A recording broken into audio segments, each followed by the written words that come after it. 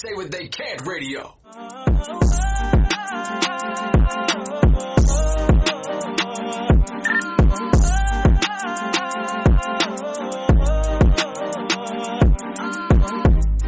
Welcome to the Now What podcast. I'm your host, Tasha Monique. I just want to thank all of the viewers out there who checked out each and every episode. It is greatly appreciated, and I want you to continue to do so. Subscribe to my YouTube channel. The podcast is available on all streaming platforms under the umbrella We Say What They Can't Radio. We are on iHeart, iTunes, you name it. Remember to also rate each episode. Let me know how your girl's doing. I would like 5 stars, please. 5, maybe 4. Give me some feedback. Drop some comments. DM me. I love to hear some feedback on how I'm doing. And shout out to my sponsor. This is episode 12. And Not My Eyes LLC is my sponsor. Shout out to Miss Anna Lee Smith doing great things with the visually impaired. Welcome to episode 12, titled Living the Life. And I would like to introduce my special guest, Miss Gina Diouf. Hi, welcome, Gina. Oh my gosh, I'm so excited that you're here.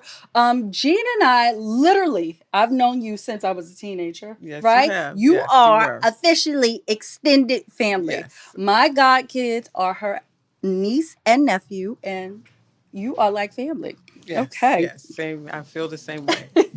Gina, so I officially heard that you are an empty nester. Right. First of all, how does that feel to officially be an empty nester? Nobody's in the house. What's going on? Well, first of all, I have to say, like, empty nesting, especially nowadays, sometimes it's a temporary condition. Ooh, speaker. Okay, so we were empty nesters, and then, life happened, and one had to come home for a hot minute, but she just found a place today, so she will probably be going back in June 1st.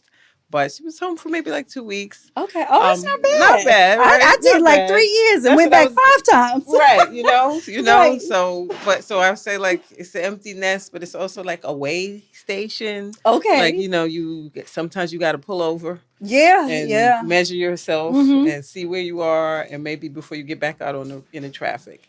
So I'm taking it like that. But it's a transition, empty nesting, and it's a gradual process too, because it's hard for them to actually go, even though they have their own place to go. Right. Sometimes they have to get used to not being here too. So, but so it's a gradual process. I would say, 3 weeks ago we were empty nesters fully, like everybody had settled in where they are, but I would say, and I guess in another week or so we'll be empty nesting again. Okay. But even with her coming home, like, she's an adult, it's different. It is. To have your grown children come home, and and this one has been gone for 3 years. Wow. So, like, for her to just have her own life and her own way of doing things, and trying to figure out how she can fit back in without falling into, like, patterns of teenage angst and drama. That is the thing. Because it sort of happened as soon as she hit the door. I was like... Right. You like, wait a minute. You be like, oh, wait, I'm tripping because she's been gone for 3 years. She isn't a full-on adult. And she's not a teenager. We have different house rules now, right? Also, are they holding up the process of you, like, doing renovations? Like, do you want a Zen room?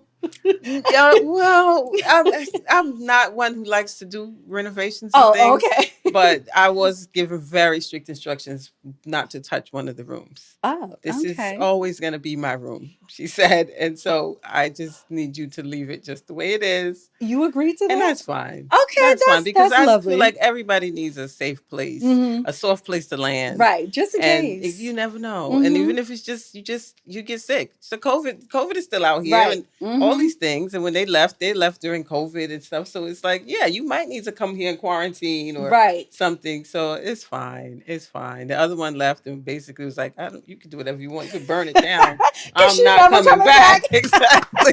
I love it. Be like, once I exit, I'm not coming Right. back. Got So it. that one we did. We Okay. renovated, And I think painted. I know which daughter that Yes, is. exactly. That room got Right. renovated and Right. everything, you know. Okay. But the little one was just like, this will forever be my room. That's fine. But And that's fine. And, you know, that's fine. Because I'm sure at a point in her life she's gonna want to let that go too. But if you don't, then you know, right. It maybe may your take kids will stay there when they right, sleep over or right. something. Who knows? We don't know. I You know, just we're not love I grandparents. love that you agreed to that. Yes, yes. So shout out to all the empty nesters out there. I know you are just like embracing it, you know, walking around the house naked. I feel like that's the first thing people say, like me and my husband, we can walk around the house naked. Like, is that a goal? Is No, that I'm like, is that happening? no, we both in our 50s. Nobody want to be seeing all of that. No, we don't Oh walk around the house no, naked. okay, No, because all right. no. Just thank you for the clarity. Yeah, like I Thank you know a for the lot of people clarity. just Yeah, did I'm do like, that, and that's fine. okay. If that's what you want to do, that's you. Not I was happening at your That was household. never a nudie type, Oh, so okay. it was never my goal. I lived Okay. alone for years before I Uh-huh. got married. Okay. I didn't walk around naked when Right. I lived by myself, and I had a great body. So certainly now, I I'll don't be need to like, do it. I'll just put on a robe. Yeah, yeah. So, Gina, how would you finish this sentence? In my 50s, I never thought. I actually never thought about my 50s. Hmm. It Okay. just wasn't like I'm not that type of person. I'm a kind of day to day, let's see what today brings type Mm-hmm. of person, which maybe in the last 10 years I realized life you gotta look ahead further than that. Um, so you can't just see what's today and just deal with today. You have to look further down the road. But if I think about it, I would say, yeah, in my 50s, I never really thought, one thing I never thought about that would happen in my 50s is that I never thought that I would not recognize myself. Mm. Like, I never, like, it's a trip to look in the mirror and not know who you're looking Mm-hmm. at. Like, Is it more like the physical, like your physically, body like just physically, changing? like Uh huh. you have a picture of yourself Mm-hmm. in your head. And I'm not a big mirror person. I never was. So, I would look in the mirror at pieces. Okay. How's this? How's my hair? Right. Every day you got to check the overall thing. But Mm-hmm. sometimes, like to really just look at myself, it's just like, wow. And it's not like it's not a bad thing. It's just different. Mm-hmm. It's just different. And then sometimes you just so in my 50s, yeah, I never thought about like what is that going to look like? Mm-hmm. What are you going to look like? Right. Because And people drive themselves crazy thinking about how they're going to look when they're 50. And I feel like that's why that plastic surgery with people like enhancing their faces, I'm not against it, but I feel like you should do it when you need it, especially when it comes to the face. For Black women, I feel like, we age gradually. So maybe if you want to get a little tuck, lift your eye, put a little filler in, but when you need it. And I think that's like closer to 60, not in your 40s and your 30s. How do you feel about Oh, I'm against it only because of the number of people who have died. Like what I we don't just talk about? yeah, so Mm-hmm. many women that we know and love. Donda West, Dr. Donda is gone.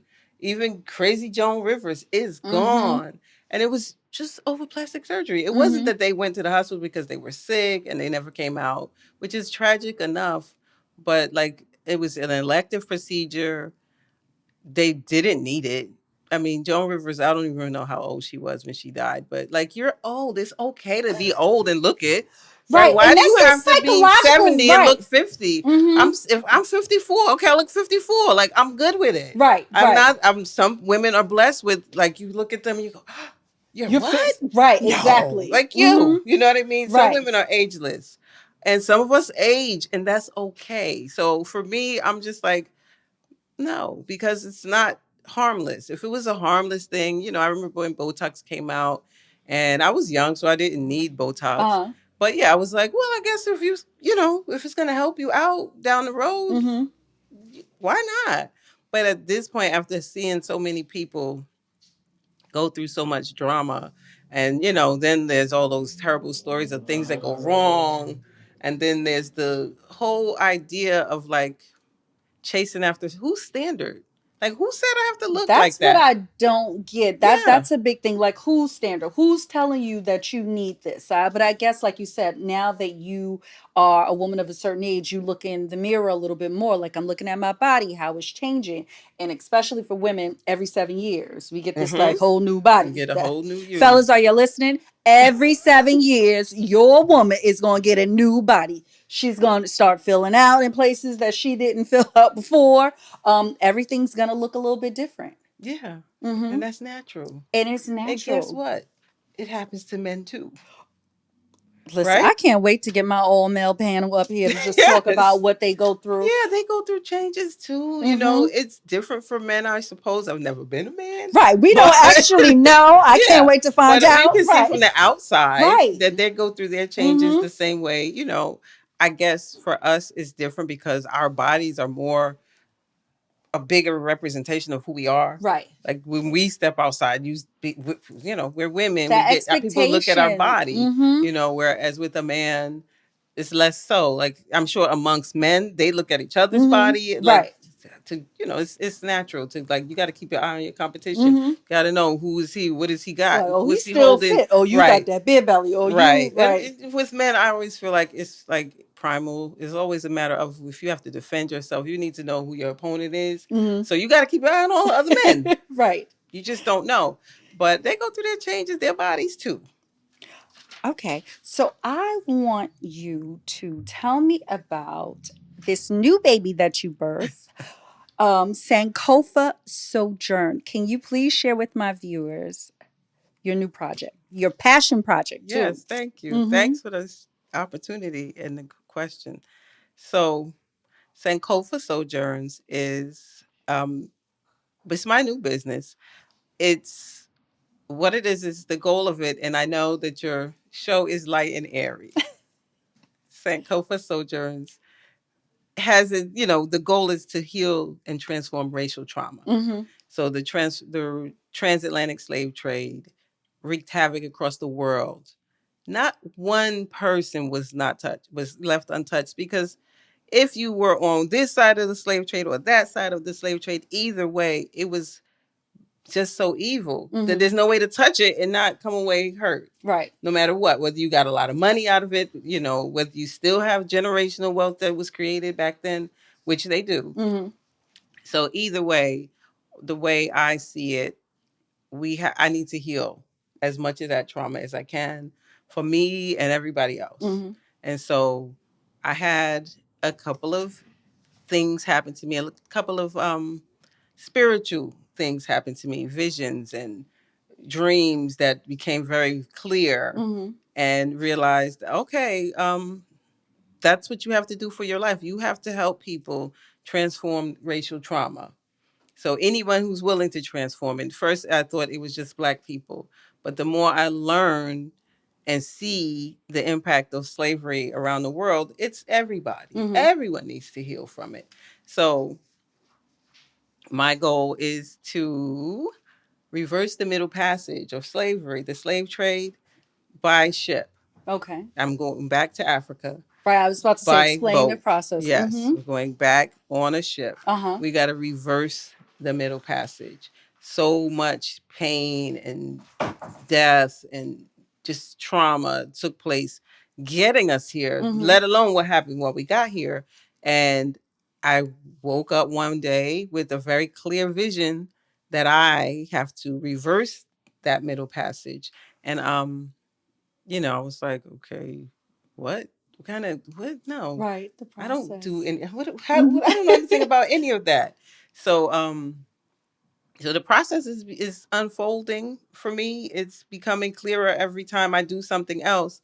And so what I'm doing is because I'm doing small, what I call sojourns.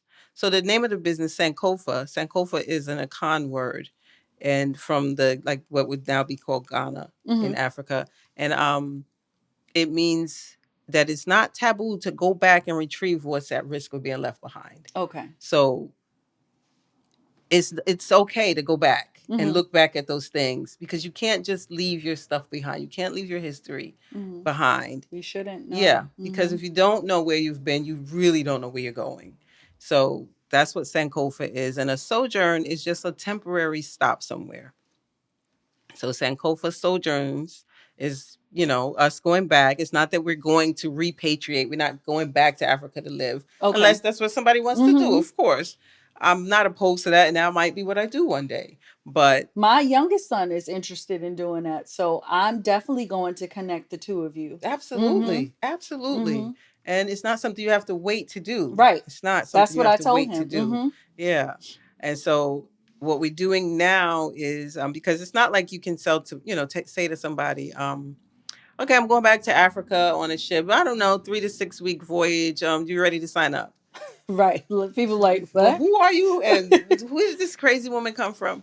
So I'm doing smaller retreats and mini sojourns. Okay. So that we can kind of build community, and also so that I can get my muscles up on how to do this, And so I do, like, I've done a couple of sojourns to the African burial ground in Manhattan. I saw that, yes. Yes. And I did a sojourn in Wilmington, North Carolina, because prior to this January 6th, there was an insurrection in America. Okay. And it was in Wilmington, North Carolina.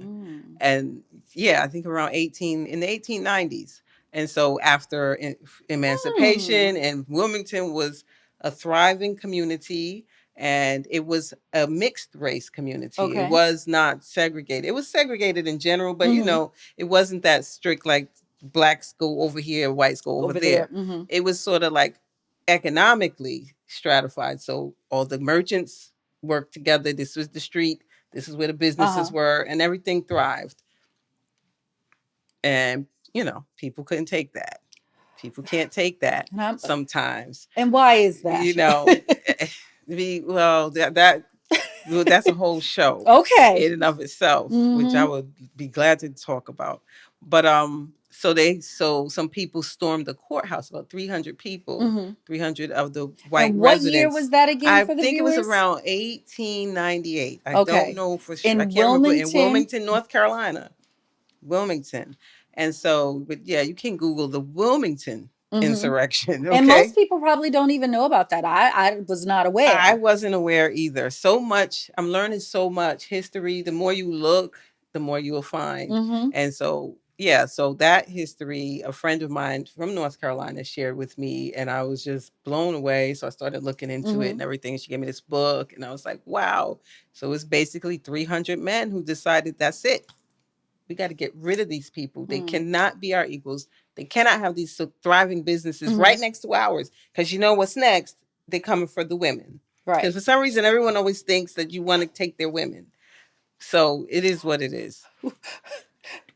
They don't have to take them. They're gonna exactly. It's willingly natural. Participate. Exactly. Okay, right. No one has to come and take they your women. They see success, thriving. This is what they are attracted to. Exactly. It's just a natural order. It's natural. And so I guess not wanting nature to take its course, these businessmen stormed they got 300 signatures, because they said you need 300 signatures. There was a whole law they would change. There was a whole lot of stuff they were doing.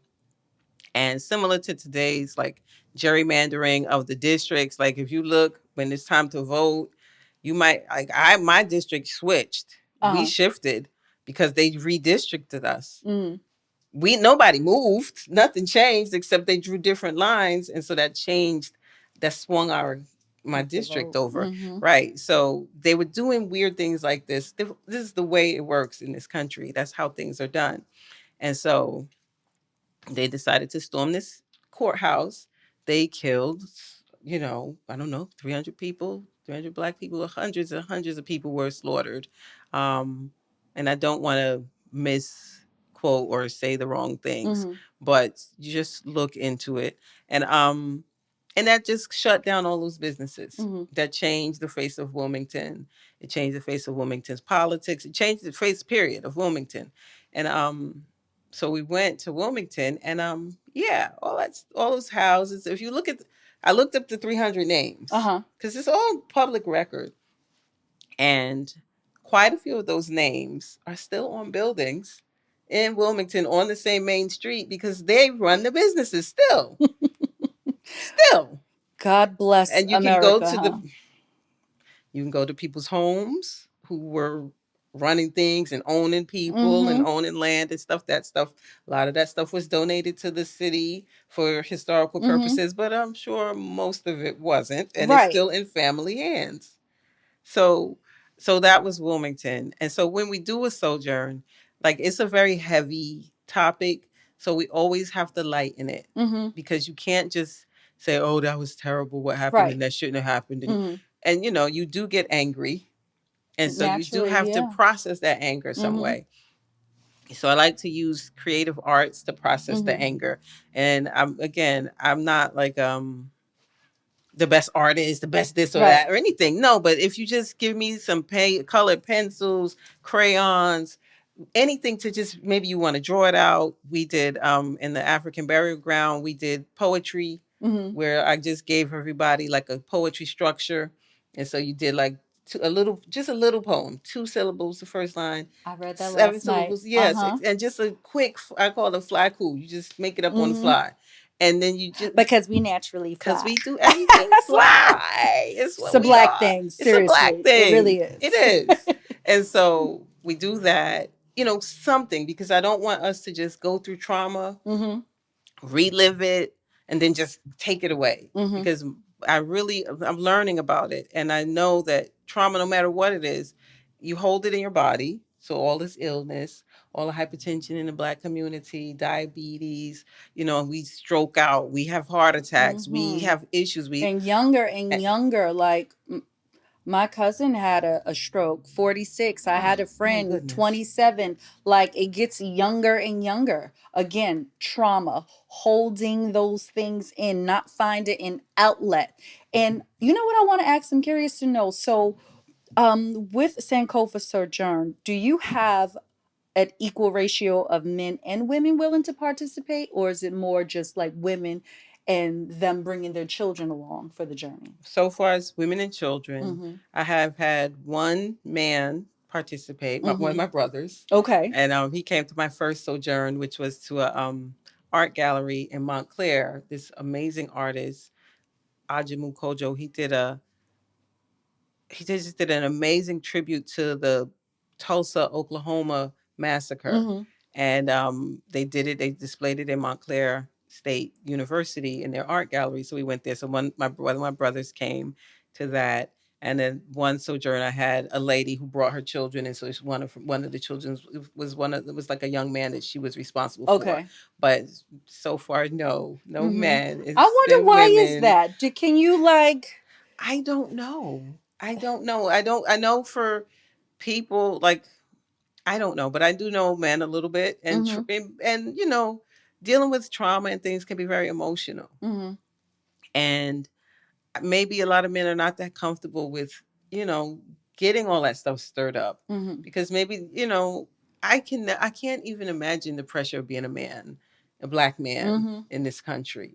Like just walking out this door, like and always knowing how everybody is seeing you At it, yes, for no reason at all. So it's like I think if you got a handle on yourself, you probably want to keep it. Like you don't want to start digging up things and stuff because you like I got this. I know what I'm doing every day.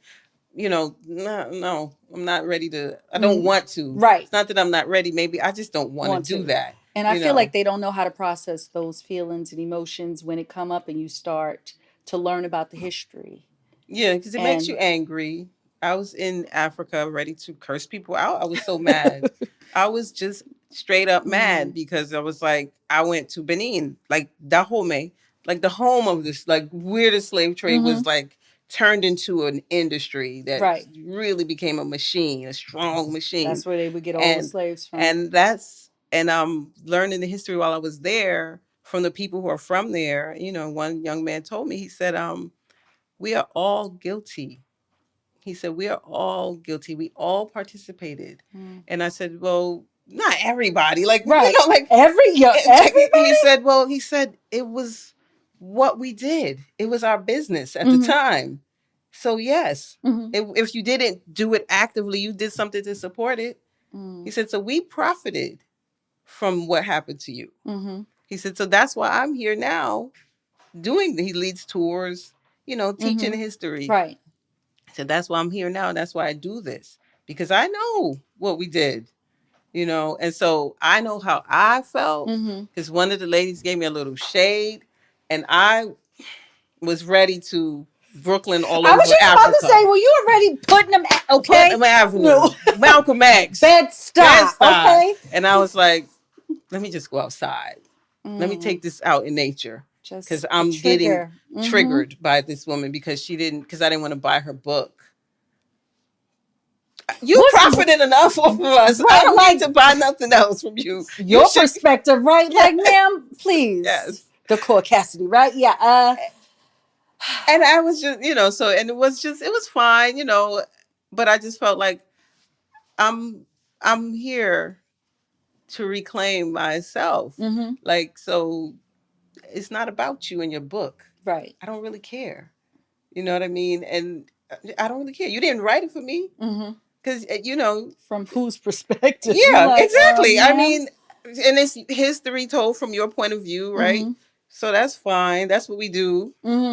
The victor always tells the story, right? The It's never the victim who's writing the history book or whatever. And I'm sure it was just her little book. And it was just her little way to make a little change. And probably had I not been going through what I was going through, I would have bought the book. She probably would have supported her. Yeah, because I was trying to support local businesses if you go traveling. But yeah, so I know how angry I got at that woman just because she gave me an attitude over just give me she just gave me attitude. That's it. And that made me like ready to. So I can imagine if I was a man, and had all that emotion stirred up. And then somebody just say something little and small or give me just a funny look, how I might respond. You ready to tear up shop, right? Exactly. Yeah. Exactly. So I'm okay. I give men grace, black men, because it is what it is. They may not want to do that. They may not be ready. I know that there are a lot of black men who are like, I've learned so much from black men about this history. Right. Most of the people that I've learned from have been black men. So I know many, many people do look at it honestly, head on, and face it, teach about it, spread the word. But, are they interested in necessarily, dealing with it hands on, head on? Maybe not. But we do try to lighten things up, laugh, talk it out, you have meditate. to laugh, yes. And then we meditate. We always have to meditate too, because you have to breathe through trauma. I don't care what it is. I don't care if you stub your toe. You have to breathe through it. So we do that. We do arts. We try to talk, laugh. If it's gonna, and depending on the situation, there'll be music, there'll be different things, but creative ways to process that trauma, work through that trauma together. Right. So why was it important for you to name your business Sankofa Sojourn? It was important to me because the word Sankofa was something that I had learned early on, you know, in life. Like I learned about it because, there's a movie, Haile Garima, they made this movie, this crazy, beautiful movie. And it came out in the 80s, I want to say. And it was called Sankofa. I remember and so that, Sankofa. yeah. So, seeing that in like public school. yes, exactly. And so that word was always like, wow, okay, what is that? And then the symbol. And then I was always like, it caught my attention. It's one of the first African things that really like registered for me. And so I felt like it was just very fitting because that's what we're doing. We're going back. We're going home, and we're going to go back, and we're going to retrieve, our history. Okay. I want to know, being that you're an empty nester, right? Yes. So you sent your daughters off into this world. You feel like, they were ready to tackle on adult issues and the stresses in life has to bring, because it gets challenging. What was the best advice that you gave to your daughters and your nieces about love, life, and most importantly, finances? I don't give a lot of advice. Hmm. I don't give a lot of No. advice. No, no. Um, I feel like mainly I just want you to be able to just know you can talk to me about anything, Hmm. but I don't really do a lot of advice giving because it's a lot I don't know too. Mm-hmm. And we're figuring it out together. Ah, you So, know what? That's a good point. yeah. So I feel Mm-hmm. like let's talk about it. Mm-hmm. Whatever's coming up, let's talk about it. As far as finances, though, that I do talk a lot about. And the main thing told my daughters, and I think I went a little too far, was like, no debt, no credit cards. They're the devil. Credit They cards are show the is, devil. but But you need credit to do anything in life. Save your funds, save your money, pay for your stuff with cash, have your money set up, budget, mm-hmm. and you won't need a credit card. Right. You stick to your budget. If it's in the budget, you do it. If it's not in the budget, you wait. Mm-hmm. There's nothing wrong with delaying gratification so you can Nothing. take care of that thing. Right. So that was my money advice. But like I said, I went a little far because then with my youngest, she had the money, but Uh-huh. when it was trying to buy something, try to buy a house, an apartment, it was like you got no credit, kid. You Oh, couldn't get a get you right. mortgage. Mm-hmm.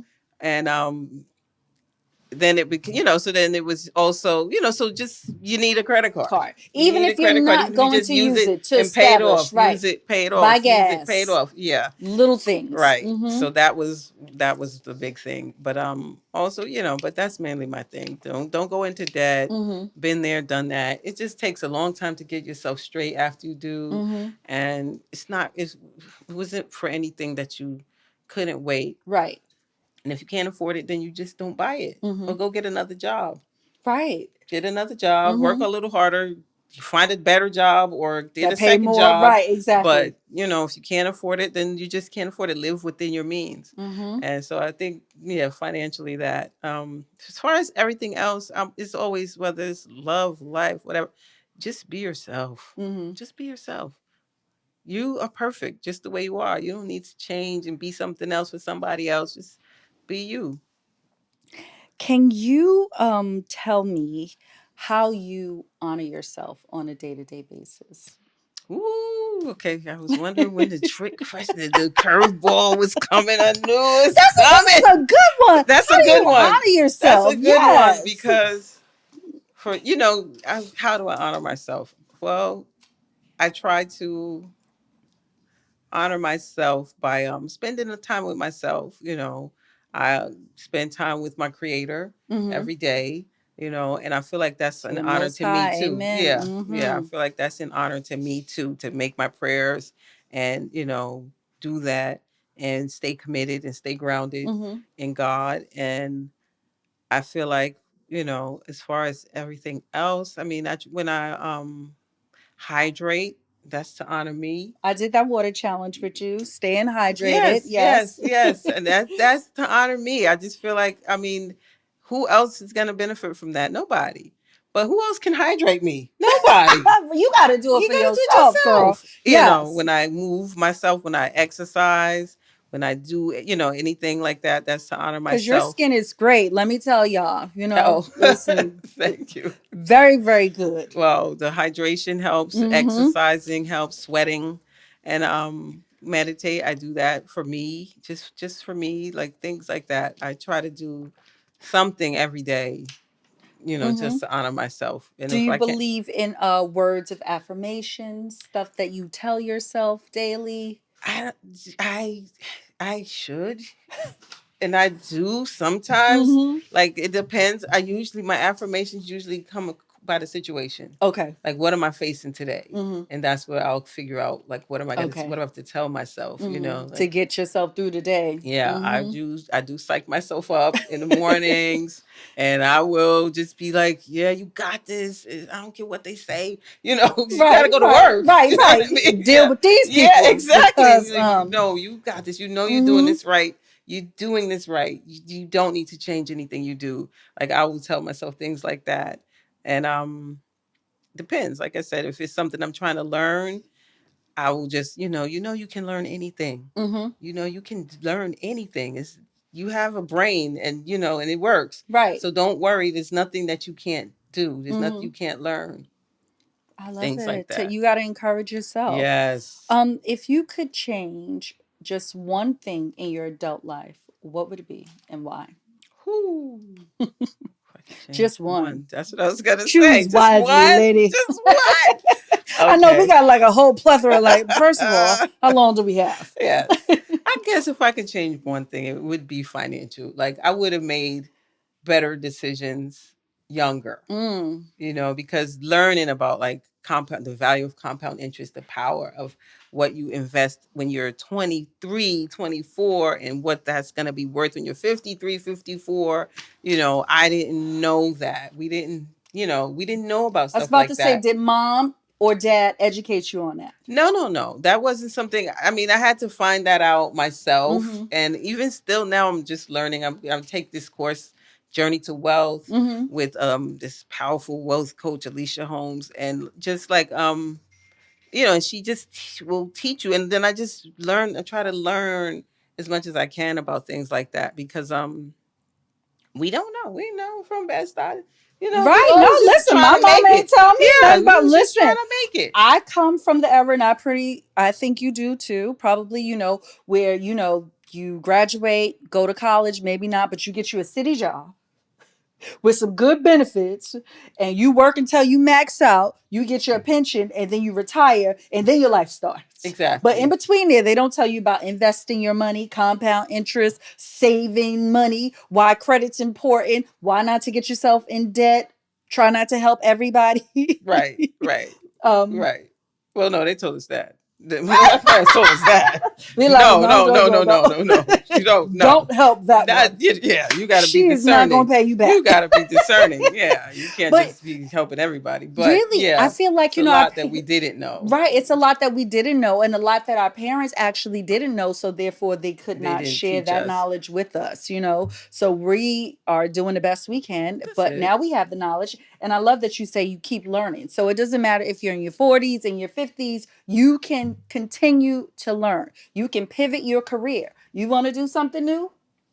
You want to start a new business? Why can't you? Right? Right, right, Who's stopping you? right. Like, I'm at the age where I think in my 40s I just became a little bit more confident. I don't know if you've experienced that too. Like, why not?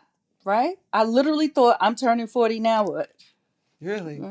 Okay. What's next? Right? Right. And I had to sit and think, and you know what? I want to try this. I want to do XYZ. Let me do it. And I feel like with me, it's about putting things in motion, because you can write it down all day, think about it, but if you're not going to act on it, it's just a waste of talent, a thought, whatever. So I feel like we should always be encouraged to do a little bit more. Like you say, just like it depends on what the day brings me. In that particular day, I may use specific affirmations to get myself motivated. Because I feel like also you have to pour into people a little bit more than people are pouring into you. How has your husband actually supported Sankofa Sojourn? Well, I mean, he went with me to Benin, Mm-hmm. and he served as my interpreter. Ah, Yeah, right, because yeah, where's he's he from from again? Senegal. Okay. Yeah, but Benin is a francophone country. My French is shaky, and I was going by myself, and Oh, you then was gonna do a solo trip. yeah, and so my daughter was like, "No, you can't let her just be going off by Right. herself to, do this. She doesn't. Her French isn't good enough. You don't know what's gonna happen. She's gonna get taken." I was like, "Nobody takes 50-year-olds. Don't Gina, worry." yes they do. Yes they No, do, anyway. ma'am. So he went with me, and he learned a lot. Mm-hmm. He learned a lot too, as far as about the slave trade and different African countries and the parts that they played. And then I think even before that, he was just kind of just he's not like the hands-on type of guy that's going to be all up in your stuff. Mm-hmm. Like we're both pretty independent Mm-hmm. by nature. So, I do what I do, he'll do what he does. But he was in Senegal with his parents, and I had he showed them this video that I had made, that a friend of mine made for my business, and I was thinking, wow, really? What, well, what made you show them the video? Like, Mm-hmm. and he was like, no, I just wanted them to know what you're doing. Like, I That's think it's good. Yeah, important. he was Yeah, proud. yeah, Yeah. yeah. So I think it's more like that. Like, he's just more kind of like in the background. He's I reserved. don't I know. Have met him you a met him few. like once, Well, right? I've known exactly. you Yes. 20 Mm-hmm. whatever Yeah. years, Right. and I think you've met him twice, Mm-hmm. once, I twice, think maybe twice, but twice. very Yes, reserved, very yeah, quiet, laid back in the yeah, cut. yeah. Mm-hmm. So yeah, so I think it's just more like that. Like, he'll just, just kind of be in the background. How long have you guys been married? 95. What is that? Ooh. 94. Whatever year that is. 20. Oh gosh. Eight, So it's 20. It's going to seven. be 29 years. Oh, It's going to be 29 years in but you October. said 94 because 94. my stepdaughter will be 29. Mm-hmm. Okay. Mm. See, time Girlfriend. flies. Time flies. So, 29 years in marriage. Just about. Has it gotten better? You just get used to each other. You just get used to each other. He Okay. has a saying. It's Portuguese. I can't say it in Portuguese, but basically it means, like, like a donkey. We know that some people call it an ass, a Uh huh. donkey. So it's sort of like two asses that go together know each other. So it's just like these two asses, like maybe yoked together, Uh both huh. on the same cart, and they always have to plow the same road together, so they know each Each other. other. So that's how, That's how you summon it up. yes. 30 years. These Dos asses. statos, yeah, dos statos. That's me. That's what I Oh always my think. gosh. It's Oh dos my statos. gosh. We know each other. After a Okay. while, you get to know somebody. Okay. Yeah. So, you know what? After 29 years of marriage, you guys know each other really well. So, is sex better in your 50s? I don't know. I can't really say it's better. I can't say it's better. I can't say it's worse. I can say it's not as big a priority. Hmm. It's less of a It's less of priority. a priority, at least. Yeah, you just have too much life Mm-hmm. going on right now, and then raising children, that kind of puts sex into a different perspective. Mm-hmm. It's just like, yeah, we don't have time. Like, You I got to don't have schedule time. it in. You Yeah, know, exactly, yesterday. exactly. We And then did it it's like, and then Friday. we got to Today's get up at Sunday. this time, and we have to do this and do Mm-hmm. that. Okay, let's see. So yeah, I think plus both of us, yeah, our priorities have shifted a Mm-hmm. lot, and yeah, it's fine. Mm-hmm. I So won't say it's now that better or worse. worse, right? You can't really say, but now that you guys are like almost on the cusp of being empty nesters, right? Because she had to come back for a couple of Yes. weeks.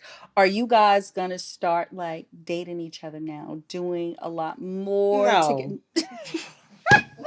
I love the transparency. And it's like, no, No. you're not even interested, do you? I know him already. What do I need to date him for? I'm married with him. I live with him. I don't need to So date him too. okay, so the relationship, well, the marriage is still spicy, so it's good. No need to let's start dating each other. Like we good, No. exactly where we He are. likes to eat giant quantities of things and go to buffets and sit there for hours. I want to just have a little something Uh and go huh. home. Oh, my It man wouldn't like even be the same buffets. fun. Like, it's not even, I don't even want to do what you want to do Oh, sometimes. okay. So you Mm-mm. guys, do you say that you guys have grown apart, or it's just always been very independent, where he do his thing, you do your thing, and then you guys come together? I wouldn't say we grew apart, but I would say we grew up. Okay. I was pretty young when I met him, and he was pretty young too. So we've grown up. We've learned Mm-hmm. to know ourselves. Like, of course, I would do whatever, when we were younger. We did Uh-huh. everything. Right. Right. Okay, we go to the buffet and we're going to eat for I hours will and see me roll like home and be to the sick Golden the next Corral. Right. day. You like Okay, I'm not. fine. But now it's just like, no, Yeah. you go ahead, have fun. I'll I see don't you want when to you all get you can back. eat anything. Or, just like I like movies, I like Uh plays. huh. He's very spiritual. He Mm-hmm. doesn't like, to him, that's like a distraction. Oh, okay. For him, that's more like, I just like to focus on my relationship with God, and Mm-hmm. I don't want things clouding my mind. Mm-hmm. So I'm not really interested in that. And that's fine. Mm-hmm. Whereas in the past, okay, we would go to the movies all the time. Right. Maybe he Right. always felt Right. like Uh huh. that. Maybe he always was like, I really want to be home. I could be reading, I could be meditating, Right. I could be That's doing that so thing many where other we things. sacrifice. Like But you we're want trying to to, right, trying to exactly. build this thing. Mm-hmm. So I guess, I guess it's built. So it's like it's a complete house it's a now. We house. good. Yeah, we good. Foundation. Yeah, yeah. So, if I want to go off and watch Guardians of the Galaxy, we don't do that with me. No. No. Oh Waste my. his time like that? No.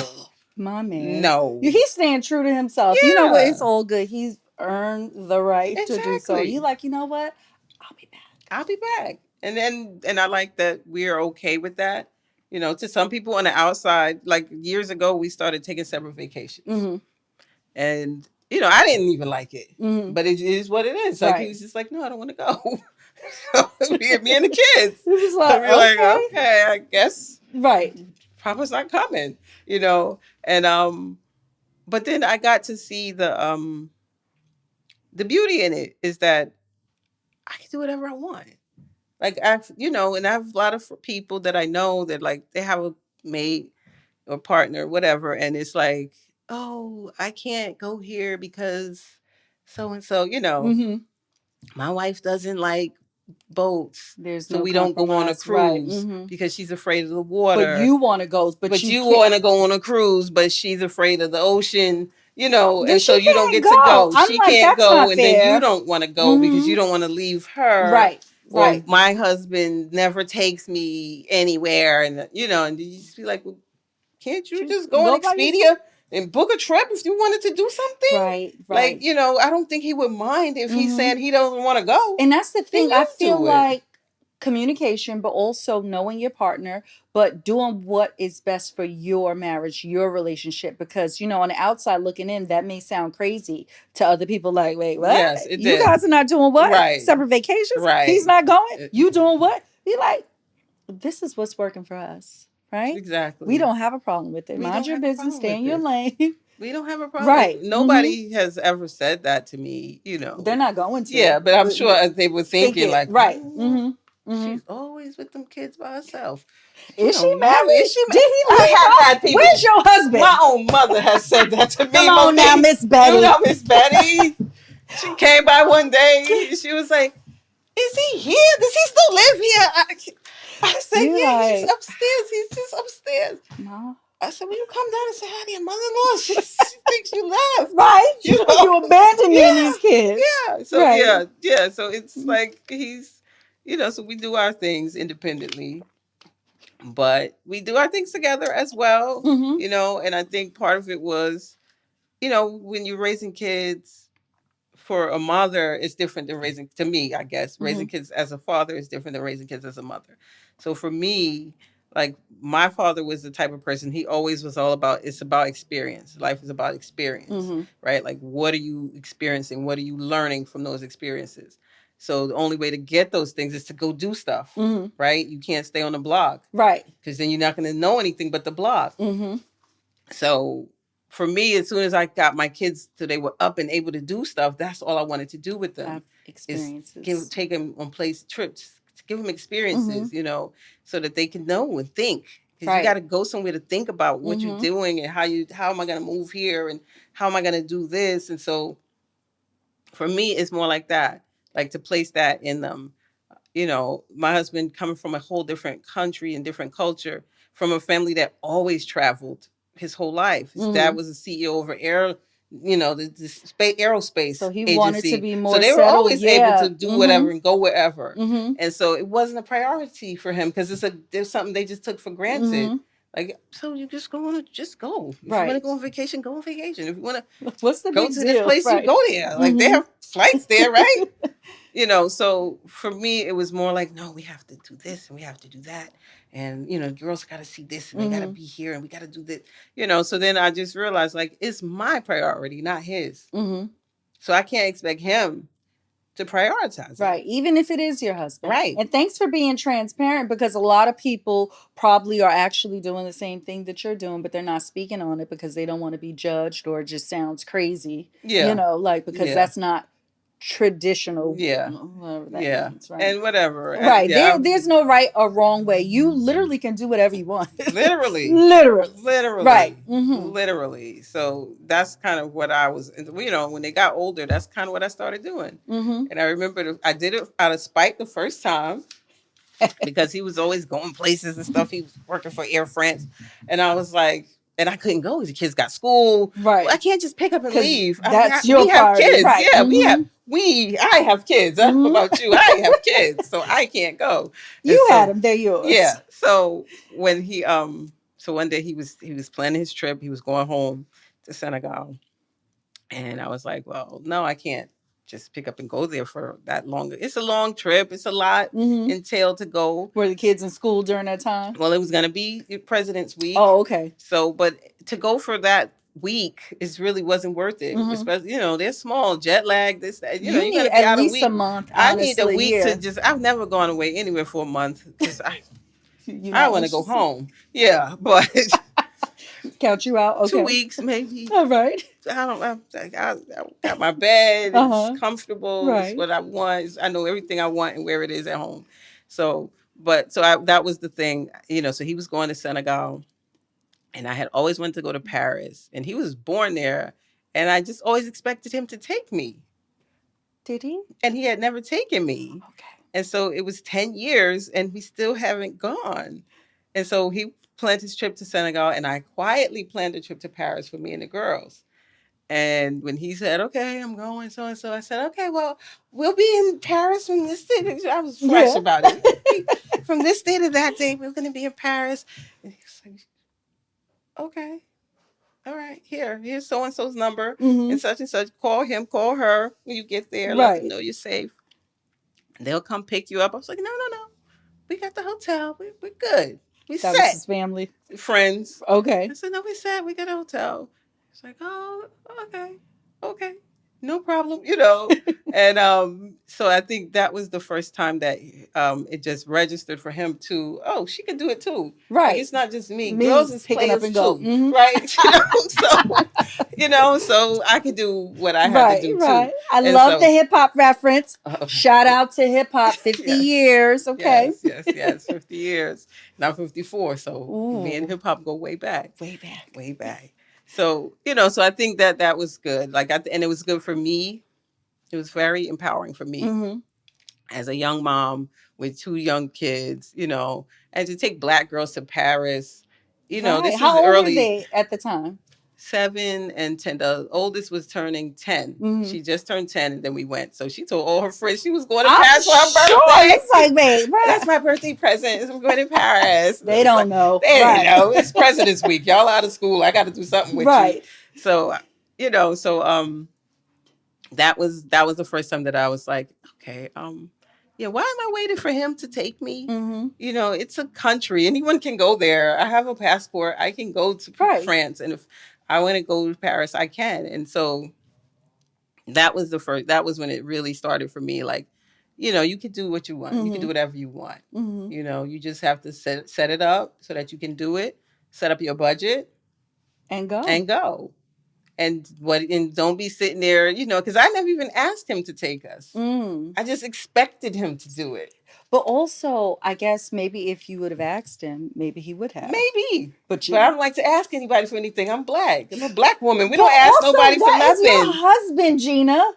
And I don't ask nobody for nothing. That's so that was it. I feel like probably less of asking, like more of planning the trip. Like, hey, honey, what do you think about Paris for President's Week? Yeah, he would have been fine. I'm sure he would have said, okay, yeah, that sounds good. Let's go. But it just wasn't, I just thought he should. It's his country. It's his city. He should fix this. But men.